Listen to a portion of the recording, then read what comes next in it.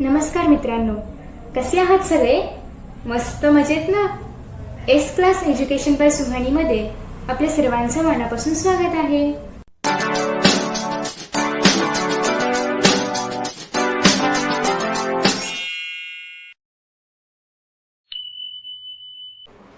Hello friends, आज आपण पाहणार आहोत 9th standard science lesson number 1 laws of motion. Laws of मोशनमधील बराचसा पार्ट आपण आधीच्या व्हिडिओमध्ये कव्हर केलेला आहे आणि आज आपण पाहणार आहोत ॲक्सेलरेशन, त्यासोबतच positive, negative, zero acceleration, distance time graph for uniform motion आणि अजून बरेचसे टॉपिक आपण याच्यामध्ये कव्हर करून टाकूया. So acceleration. Take a 1 metre long plastic tube and cut it lengthwise into 2 halves. म्हणजे तुम्हाला एक प्लास्टिक ट्यूब घ्यायची आहे 1 मीटरची, चांगली लांब लचक, आणि काय करायचं, त्याला कट करायचे 2 हाल्फ्समध्ये, म्हणजे 2 इक्वल पार्ट्समध्ये त्याला कट करायचं आहे. Take one of the canal shaped piece. म्हणजे तुम्हाला एक कॅनल शेप म्हणजे कसा असा जो आहे ना या ठिकाणी दाखवलेला आहे, तर त्याप्रमाणे तुम्हाला एक शेप घ्यायचा आहे. ओके, अशा पद्धतीचा. नेक्स्ट आहे place one of its end on the ground. त्याचा एक जो एंड आहे तो ग्राउंडवरती ठेवायचा आहे. And hold the other at some height from the ground as shown in figure 1.4. तर तुम्हाला असं ते थोडंसं असं आडवं घ्यायचं आहे, म्हणजे जेणेकरून असं तिरपं घ्यायचं आहे आणि थोड्याशा हाईटवरती ठेवायचं आहे आणि इथून तुम्हाला एक बॉल असं खाली टाकायचं आहे. ओके, सो बॉल टाकल्यानंतर तुम्हाला त्या बॉलची वेलोसिटी म्हणजे एक ऑब्झर्व करायची आहे की त्याची वेलोसिटी काय आहे आणि प्रत्येक पॉईंटवरती वेलोसिटी सेम राहते का. वेलोसिटी म्हणजे काय, displacement awkward at unit time, याला आपण काय म्हणतो, वेलोसिटी म्हणतो. सो ते सगळं काही आपण लास्ट व्हिडिओमध्ये पाहिलेलं आहे आणि आय होप की तुम्ही तो व्हिडिओ पाहिला असेल. सो एका युनिट टाईममध्ये तो ऑब्जेक्ट एका डायरेक्शनमध्ये किती डिस्प्लेसमेंट करतो आहे, किती डिस्प्लेसमेंट करतो आहे, याला आपण काय म्हणणार आहोत, त्याची वेलोसिटी. सो त्याची वेलोसिटी सेम आहे का प्रत्येक पॉईंटवरती, हे तुम्हाला ठरवायचं आहे. नेक्स्ट आहे observe how the velocity changes as it moves from top through the middle and the bottom. आता तुम्ही जर पाहिलं तर सुरुवातीला त्याची वेलोसिटी इथपर्यंत येस तोपर्यंत जराशी असेल, नंतर इथे थोडी जास्त होईल आणि मग तो पटकन खाली येईल. सो अशा पद्धतीने वेलोसिटीमध्ये चेंजेस होत जातील. हे तुम्ही घरी आरामात करू शकता. तुमच्याकडे अशी प्लास्टिकची ट्यूब वगैरे असेल किंवा काय घेऊ शकतो आपण, कॉकचा असतो ना तो बॉक्स, तर तो घेऊ शकता तुम्ही, शटल कॉकचा बॉक्स. त्याच्यानंतर नेक्स्ट आहे you may have all played on a slide in a park. तुम्ही सगळ्यांनी घसरगुंडीवर खेळला असेलच. So you know that while sliding down the velocity is less at top. तुम्ही जेव्हा स्लाईड करता तर तेव्हा सुरुवातीला वेलोसिटी खूप कमी असते तुमची, पण तुम्ही जसं मध्ये येता तसं वेलोसिटी वाढत जाते आणि ॲट दी एंड वेलोसिटी वाढत जाते. आणि जेव्हा तुम्ही पूर्ण एंडवरती असाल, एकदम तुम्ही उतरणार असाल त्या स्लाईडवरून खाली, तर तेव्हा पूर्ण झिरो होते वेलोसिटी. सो हे जे वेलोसिटीमध्ये बदल होत आहेत, म्हणजे सुरुवातीला खूप कमी आहे, मिडलमध्ये जास्त होते आणि शेवटी जसं आपण जाऊ तसं वाढत झिरोवरती जाते, म्हणजे वाढते आणि परत झिरोवरती जाते. सो हे जे बदल असतात त्याला आपण काय म्हणतो, acceleration. So the rate of change of velocity, म्हणजे वेलोसिटीमध्ये हा जो काही बदल होतो आहे त्याला आपण म्हणतो ॲक्सेलरेशन. सो आता ॲक्सेलरेशन कसं फाइंड आउट करायचं, अजून एक फॉर्म्युला आला, that is acceleration is equal to change in velocity divided by time. म्हणजेच काय, rate of change of velocity, म्हणजे वेलोसिटीमध्ये बदल होतो आहे. सो तो जो टाईमनुसार बदल होतो आहे तर तो टाईम, आणि त्याच्यावरती न्यूमॅरेटरमध्ये चेंज इन वेलोसिटी, म्हणजे वेलोसिटीमध्ये किती बदल झाला आहे. आता हा बदल आपण कसं काढणार, तर जी फायनल वेलोसिटी असेल, म्हणजे शेवटची वेलोसिटी, त्याला आपण व्हीने डिनोट करतो आणि सुरुवातीची वेलोसिटी त्याला आपण यूने डिनोट करतो. हा असणार आहे त्या दोघांमधला डिफरन्स, आणि डिवायडेड बाय टाईम म्हणजे T. So acceleration is equal to V minus U divided by T. झाला फॉर्म्युला तयार.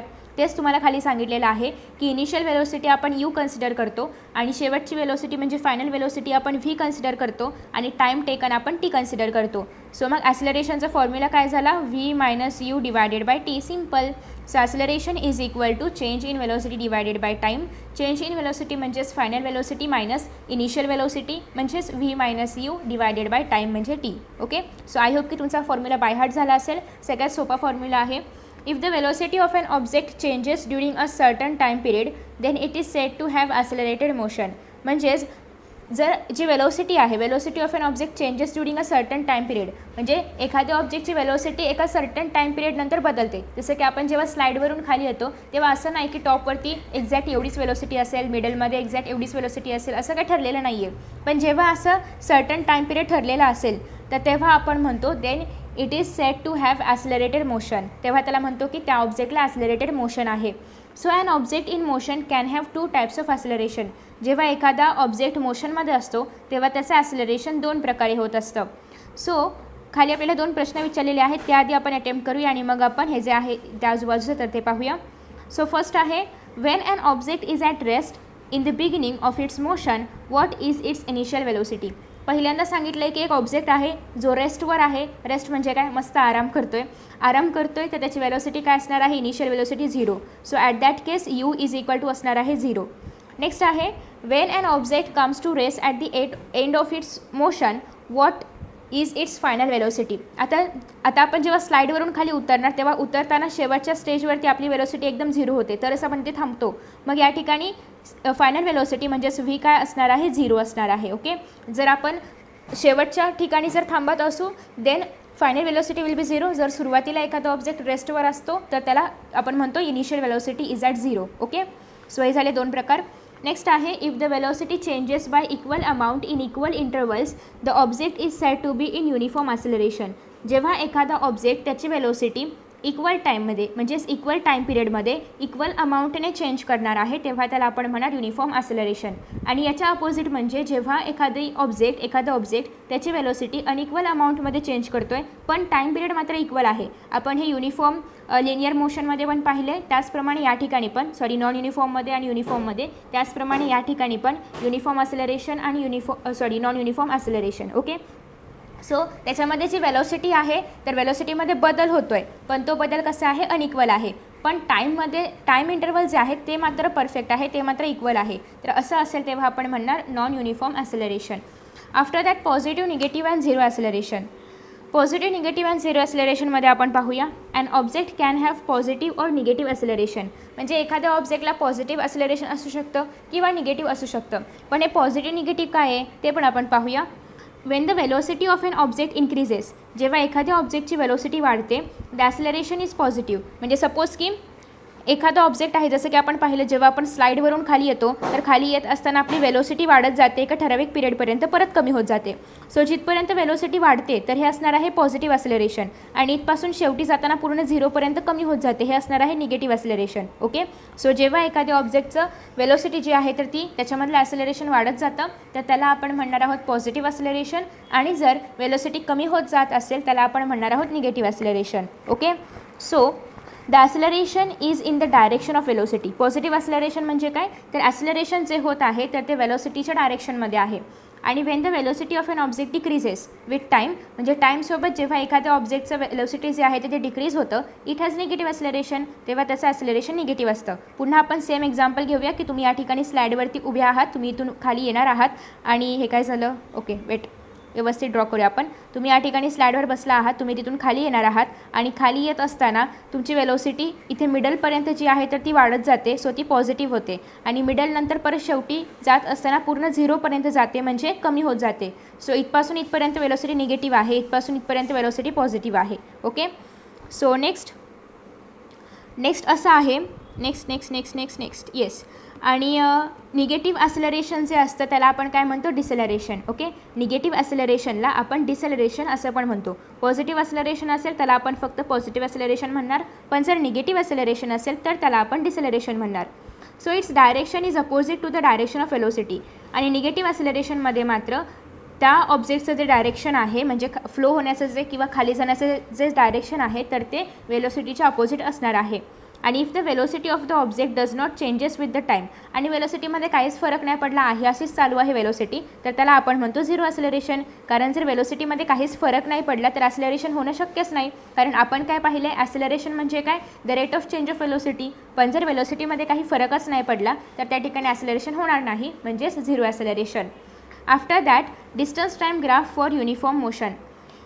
The following table shows the distance covered by a car in fixed time intervals. Draw a graph of distance against time taking time along the x axis. तुम्हाला x ॲक्सिसचा वापर time म्हणून करायचा आहे, म्हणजे हे तुम्हाला टाईम म्हणून वापर करायचा आहे. आणि y ॲक्सिसचा वापर डिस्टन्स मोजण्यासाठी करायचा आहे. आता या ठिकाणी तुम्हाला एक ग्राफ तयार करायचं आहे. आता मी लाईन म्हणजे लाईननी ड्रॉ करेन, तुम्हाला मात्र ते बारग्राफ वगैरे काढून ड्रॉ करायचे आहे. सो फर्स्ट आहे की टाईम 0 आहे तर ते 0 पॉईंटवरती आहे असं. दुसरं असं आहे की तुमचं जे टाईम आहे तर ते आहे 10 सेकंड. ओके, सो टाईम खाली 10 सेकंड आहे आणि डिस्टन्स जे आहे तर ते 15 मीटर आहे. सो या ठिकाणी 15 इथे कुठेतरी येईल. आता ते झूम करावं लागेल. Okay, let me zoom. आता या ठिकाणी मध्ये 10 येणार आहे, त्याच्यानंतर तुम्हाला 10, 12 नंतर 14 आणि 15 या दोघांच्या मध्ये 16 आणि ह्याच्यामध्ये असेल. सो पहिली लाईन येणार आहे तुमची या ठिकाणी अशी. ओके, त्याच्यानंतर दुसरं आपल्याला सांगितलेलं आहे 30. सो 30 येणार आहे इथे. ओके, इथे. त्याच्यानंतर पुढे सांगितलेलं आहे, किती सांगितलं आहे? हां, 45. सो 45 इथे असं येईल. त्याच्यानंतर नेक्स्ट आहे 60. ओके, 60 इथे. त्याच्यानंतर नेक्स्ट 75. सो 75 करत करत तुम्हाला जायचं. मी पूर्ण ग्राफ नाही ड्रॉ करत, खूप वेळ जाईल. तर तुम्हाला तो ग्राफ तयार करायचा आहे. का करतो आहे आपण हे सगळं ते पण आपण पाहूया. तर हे सगळं आपण यासाठी करतो आहे की याला आपण युनिफॉर्म मोशन म्हणतो. म्हणजे ठराविक इंटरवलमध्ये ठराविक अंतर पार करणं किंवा इक्वल डिस्टन्स पार करणं हे आपल्याला यामधून कळतं आहे. Okay, so an object in uniform motion covers equal distance in equal time intervals. आता या ठिकाणी जर आपण पाहिलं तर टाईम इंटरवल्स किती आहे? 10-10 सेकंडचा गॅप आहे आणि या ठिकाणी डिस्टन्स पण 15 मीटरने वाढतो आहे. म्हणजे दरवेळी 15 मीटरनेच डिस्टन्स वाढतो आहे 10 सेकंडच्या गॅपसाठी. म्हणजे या ठिकाणी मोशन कसं आहे? युनिफॉर्म आहे. सो जेव्हा युनिफॉर्म मोशन असतं तेव्हा जो ग्राफ तयार होतो तर तो एक स्ट्रेट लाईनने तयार होतो. तुम्ही हा ग्राफ पूर्ण काढल्यानंतर तुम्हाला कळेल की या ठिकाणी एक स्ट्रेट लाईन तयार होते. ओके, तेवढं तर तुम्ही करू शकता, हुशार आहात तुम्ही. सो नेक्स्ट आहे in the distance time graph above what does the slope of the straight line indicate. So हा जेव्हा आपण डिस्टन्स टाईम ग्राफ काढू तेव्हा हा जो स्लोप आहे लाईनचा हे काय सांगतोय? हे स्पीड सांगतोय. ओके, हे काय सांगणार आहे? स्पीड सांगणार आहे. त्याच्यानंतर next distance time graph for non uniform motion. आता नॉन युनिफॉर्म मोशन बघूया आपण. आता तुम्ही मला सांगा, जर युनिफॉर्म मोशनमध्ये स्ट्रेट लाईन आहे तर नॉन युनिफॉर्म मोशनमध्ये स्ट्रेट लाईन येईल का? नाही येणार. कारण जो डिस्टन्समध्ये इन्क्रीज जे होणार आहे डिस्टन्स तर ते एका ठराविक ह्याच्यामध्ये होईल का? नाही होणार. म्हणून त्याला आपण नॉन युनिफॉर्म म्हणतो ना. सो या ठिकाणी तुम्हाला स्ट्रेट लाईन पाहायला मिळणार नाही. सो तुम्ही तो ग्राफ आरामात ड्रॉ करू शकता. इथे वाय ॲक्सिस, इथे एक्स ॲक्सिस, इथे तुम्हाला टाईम लिहायचे, ते डिस्टन्स लिहायचं आणि ते असं काढायचं आहे. ओके, म्हणजे अशा लाईन ड्रॉ करायचे. सो तुम्ही ते करू शकता. मॅथ्समध्ये तुम्ही ते केलेलं आहेच. आता या ठिकाणी तुम्हाला एक्स ॲक्सिस वापरायचा आहे टाईमसाठी. म्हणजे हा जो ॲक्सिस आहे तो तुम्हाला टाईमसाठी वापरायचा आणि हा डिस्टन्ससाठी, ज्याप्रमाणे आपण आधी केलं त्याप्रमाणे. इथे जर तुम्ही पाहिलं तर टाईम इंटरवल सेम आहे, 5-5 सेकंद वाढत जात आहेत. पण डिस्टन्समध्ये मात्र कोणतीही सिमिलॅरिटी नाही आहे किंवा युनिफॉर्मॅलिटी नाही आहे. त्याच्यामुळे हा नॉन युनिफॉर्म मोशन आहे. So next, here the distance changes non-uniformly with time and thus the bus is having non-uniform motion. आता या ठिकाणी डिस्टन्स कसाही बदलतो आहे, त्याच्यामुळे हे एक्झाम्पल कशाचं होतं? बसचं होतं. आणि त्याच्यामुळे बस जे आहे तर ते नॉन युनिफॉर्म मोशनमध्ये ट्रॅव्हल करते. हे जर आपण फास्ट घेतो आहे कारण यामध्ये फक्त एवढंच गोष्ट लक्षात ठेवायची आहे की युनिफॉर्म मोशन असतात, नॉन युनिफॉर्म मोशन असतं. युनिफॉर्म मोशनमध्ये ग्राफ स्ट्रेट तयार होतो, स्ट्रेट लाईन तयार होते. नॉन युनिफॉर्ममध्ये स्ट्रेट लाईन तयार होत नाही, का तर डिस्टन्स अनइक्वल असतो. या ठिकाणी तुम्हाला एवढंच लक्षात ठेवायचं आहे की टाईम पिरियड जरी इक्वल असला तरी नॉन युनिफॉर्ममध्ये डिस्टन्स अनइक्वल असतो. एवढंच करण्यासाठी तुम्हाला ग्राफ वगैरे ड्रॉ करायचं आहे. नेक्स्ट आहे velocity time graph for uniform velocity. आता या ठिकाणी आपण युनिफॉर्म मोशन वगैरे सगळं पाहिलं. आता आपण युनिफॉर्म वेलोसिटी पाहतो आहे. तुम्हाला या ठिकाणी ग्राफ तर ऑलरेडी ड्रॉ करून दिला आहे. प्रश्न असा आहे की अ train is moving with a uniform velocity of 60 km/h for 5 hours. So the velocity time graph for this uniform motion is shown in figure. With the help of graph, how will you determine the distance covered by train between 2 and 4 hours?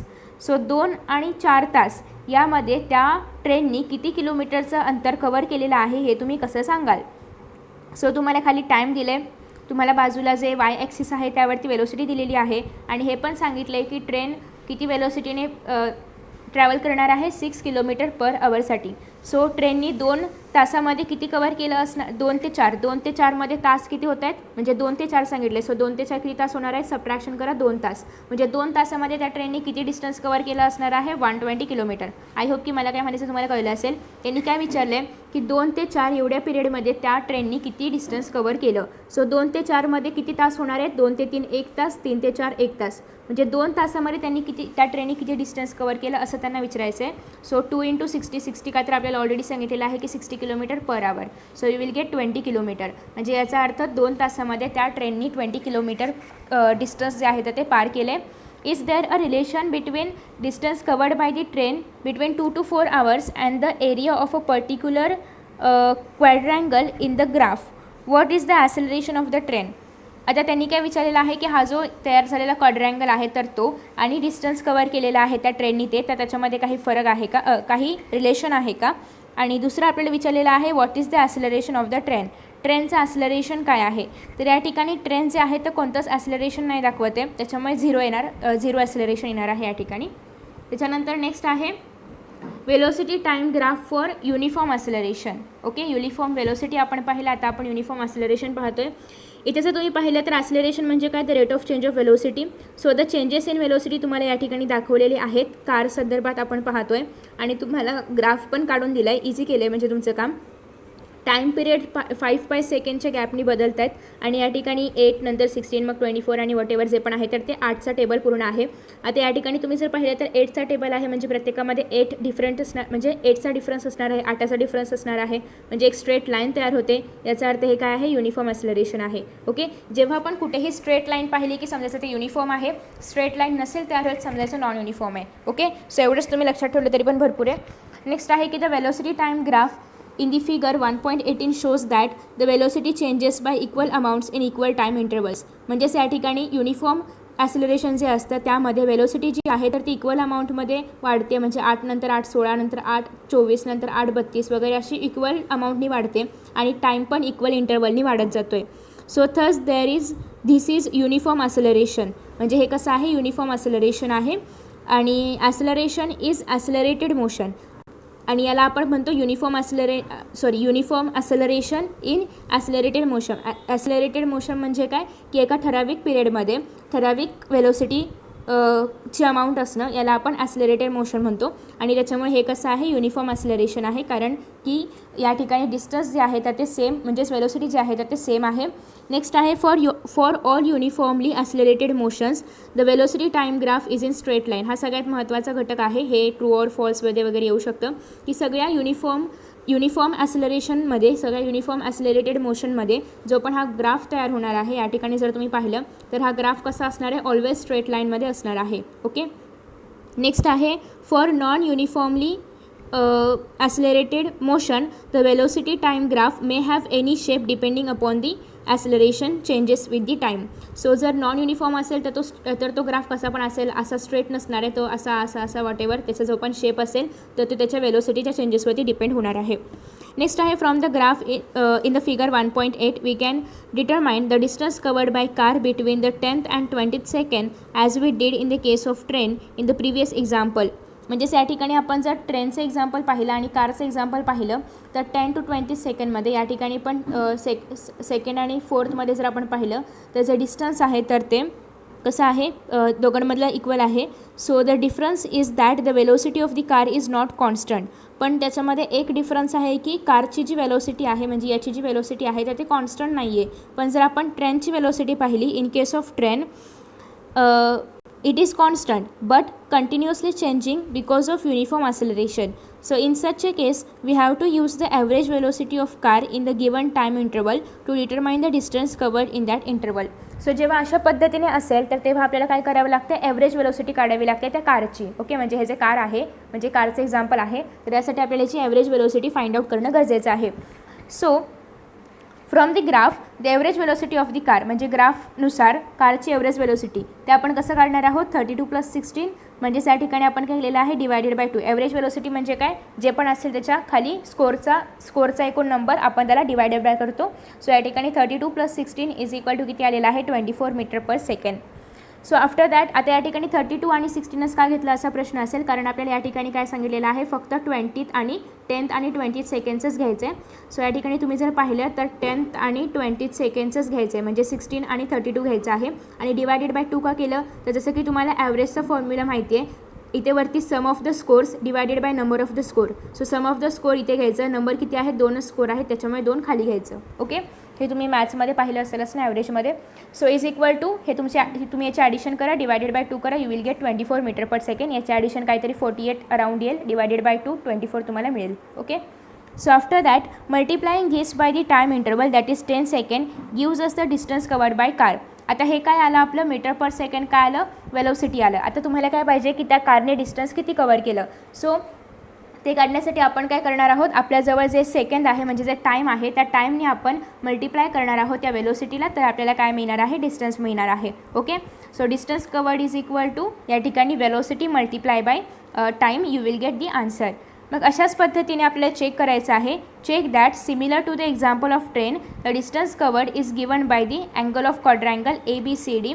जर तुम्ही या ठिकाणी पाहिलं तर ABCD याच्याने काय दाखवलेलं आहे की त्या ट्रेननी काय डिस्टन्स कवर केलं.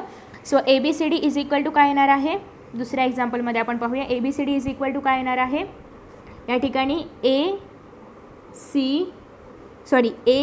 AECD म्हणजे याचं एरिया प्लस ABE याचं एरिया. ओके, याचं एरिया प्लस ह्याचं एरिया इज इक्वल टू काय यायला पाहिजे, याचं एरिया. ओके, तर अशा पद्धतीने आपण हे इक्वल आहे हे दाखवायचं आहे.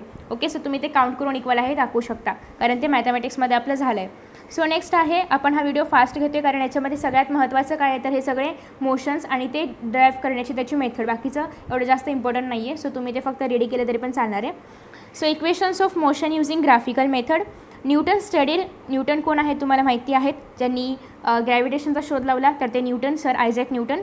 So Newton studied motion of an object and gave a set of 3 equations of motion. आणि हे मोशनचे इक्वेशन्स खूप महत्त्वाचे आहेत, लॉज ऑफ मोशन खूप महत्त्वाचे आहेत जे की न्यूटन यांनी दिलेले आहेत.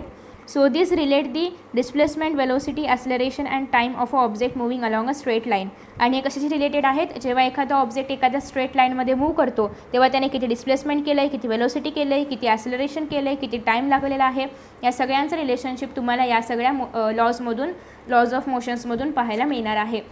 सो नेक्स्ट आहे, suppose an object is in motion along a straight line with initial velocity U. Suppose की एक ऑब्जेक्ट आहे, ओके एक मिनिट, ओके मी पाणी पित होते. So suppose an object is in motion along a straight line with initial velocity U. एखादा object आहे की जो मोशनमध्ये आहे, सो त्याची इनिशियल वेलोसिटी जी की आपण यूनी डिनोट करतो म्हणजे सुरुवातीची velocity. It attains final velocity V, त्याची शेवटची वेलोसिटी म्हणजे ज्या ठिकाणी तो स्टॉप होणार आहे ती वेलोसिटी व्ही असणार आहे. इन टाईम टी, तर त्याला एवढं जायला किती कालावधी लागणार आहे, टी कालावधी लागणार आहे म्हणजे टी टाईम लागणार आहे. आणि या ठिकाणी त्याने जे पण डिस्प्लेसमेंट केलं आहे, डिस्प्लेसमेंटमध्ये आय पाहिजे ना, या ठिकाणी त्याने जे पण डिस्प्लेसमेंट केलेलं आहे तर ते एसनी दाखवायचं आहे आणि ॲक्सलरेशन एनी दाखवायचं आहे. ओके, सो तर याच्याशी निगडीत 3 इक्वेशन्स आहेत. हे इक्वेशन खूप महत्त्वाचे आहेत, तुम्हाला 10वीसाठी पण उपयोगाला आहेत. So V is equal to U plus AT. V म्हणजे काय, फायनल वेलोसिटी, यू म्हणजे काय, इनिशियल वेलोसिटी, ए म्हणजे काय, ॲक्सलरेशन, मल्टिप्लाय बाय टी म्हणजे काय, टाईम. सो यामधून आपल्याला काय कळतं की वेलोसिटी आणि टाईममध्ये काय रिलेशनशिप आहे. पहिला लॉ ऑफ किंवा इक्वेशन ऑफ मोशनमधून आपल्याला काय कळतं की वेलोसिटी आणि टाईममध्ये काय रिलेशन आहे. आणि त्यासाठी आता हा फॉर्म्युला कुठून कसा कधी आला त्याचं डेरिवेशन पण आपल्याला खाली दिले, ते पण आपल्याला पाहायचं आहे. ओके, सो आधी आपण त्याचे इक्वेशन्स आहेत तर ते पाहूया आणि मग त्याचं डेरिवेशन पाहूया. सो फर्स्ट आहे की V is equal to U plus AT. Okay, तुम्हाला याचा अर्थ कळला असेल, ए म्हणजे काय, टी म्हणजे काय, यू म्हणजे काय, व्ही म्हणजे काय. नेक्स्ट आहे S is equal to UT म्हणजेच U multiply by T plus half AT square. याच्यामधून काय कळतं आपल्याला डिस्प्लेसमेंट आणि टाईममध्ये काय रिलेशनशिप आहे. पहिल्यांदा VT म्हणजे वेलोसिटी आणि टाईममधलं रिलेशनशिप, दुसऱ्यांदा DT म्हणजे डिस्प्लेसमेंट आणि टाईममधलं रिलेशनशिप, आणि तिसरं आहे ते म्हणजे डिस्प्लेसमेंट आणि वेलोसिटीमधलं रिलेशनशिप. ओके, सो दुसऱ्या इक्वेशनमध्ये जर आपण पाहिलं तर सांगितलेलं आहे displacement is equal to initial velocity multiply by time plus half acceleration multiply by time square. Next आहे थर्ड इक्वेशनमध्ये V square is equal to U square plus 2AS. So याच्यामधून आपल्याला डिस्प्लेसमेंट आणि वेलोसिटी यांच्यामधलं रिलेशनशिप कळतं. V म्हणजे काय असणार आहे, फायनल वेलोसिटीचा square is equal to initial वेलोसिटीचा square plus 2 into acceleration into displacement.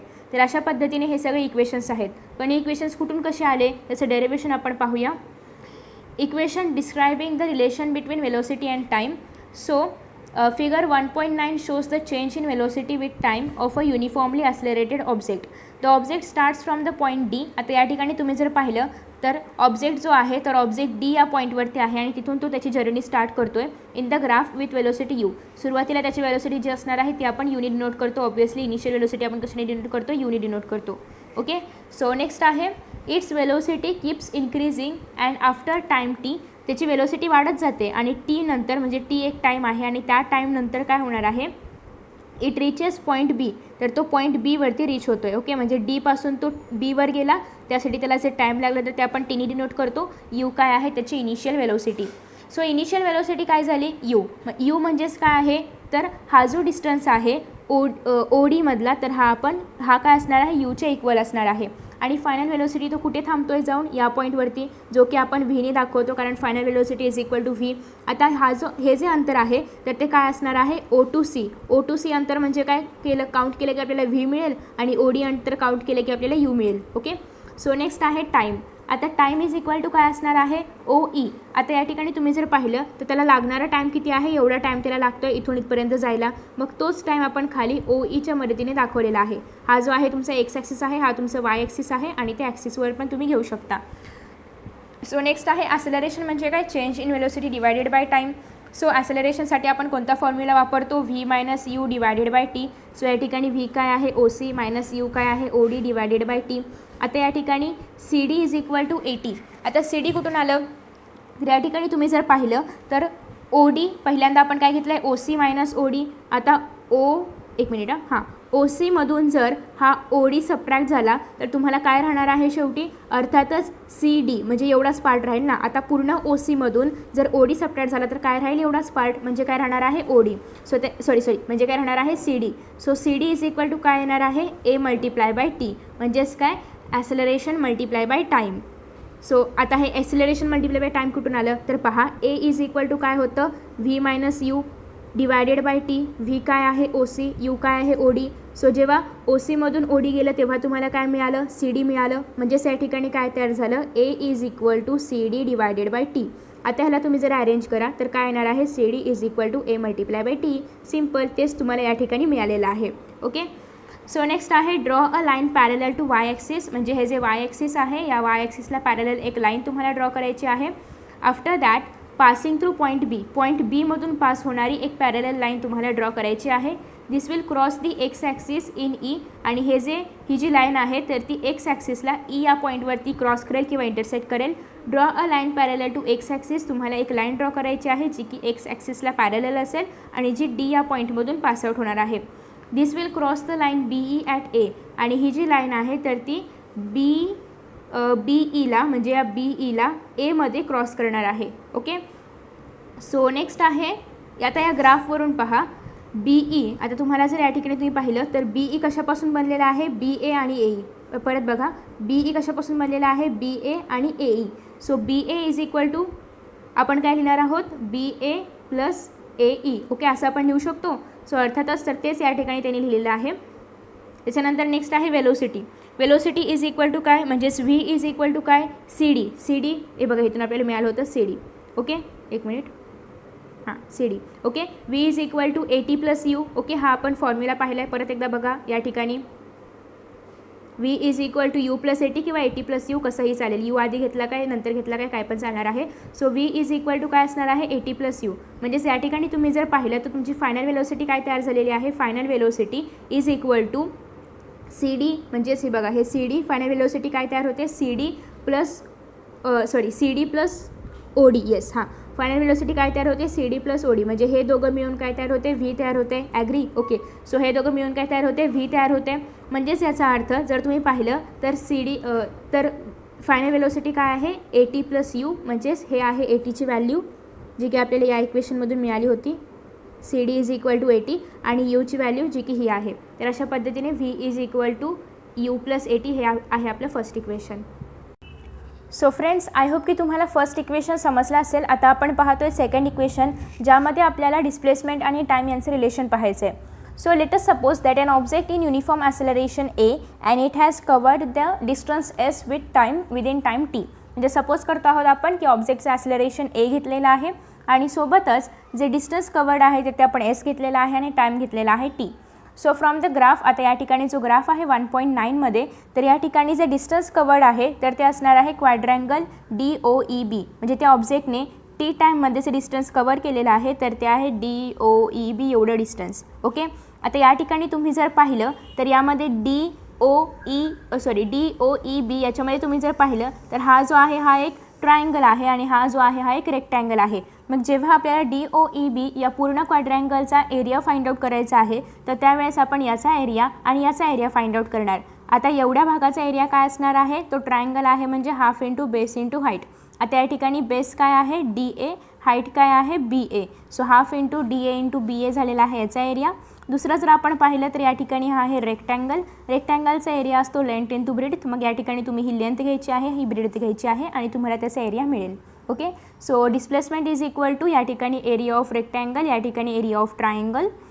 आता या ठिकाणी तुम्ही जर पाहिलं तर AE म्हणजेच या ठिकाणी जर AE तुम्ही पाहिलं तर AE काय आहे, तो जो ऑब्जेक्ट आहे तर त्या ऑब्जेक्टसाठी AE ही इनिशियल वेलोसिटी आहे म्हणजेच U आहे. कारण तुम्ही पाहिलं तर OD आणि AE सेम येणार आहे, कारण रेक्टँगलमध्ये दोन्ही पण अपोजिट साईड सेम असतात. मग जर आपण याला इनिशियल वेलोसिटी पकडतोय तर अर्थातच हे पण इनिशियल वेलोसिटी असणार. ओके. सो AE काय आहे, इनिशियल वेलोसिटी आहे. त्यानंतर जर आपण पाहिलं तर OE, आता OE काय आहे, टाईम. कारण या ठिकाणी ऑलरेडी आपल्याला सांगितलं की तो काय आहे, टाईम आहे.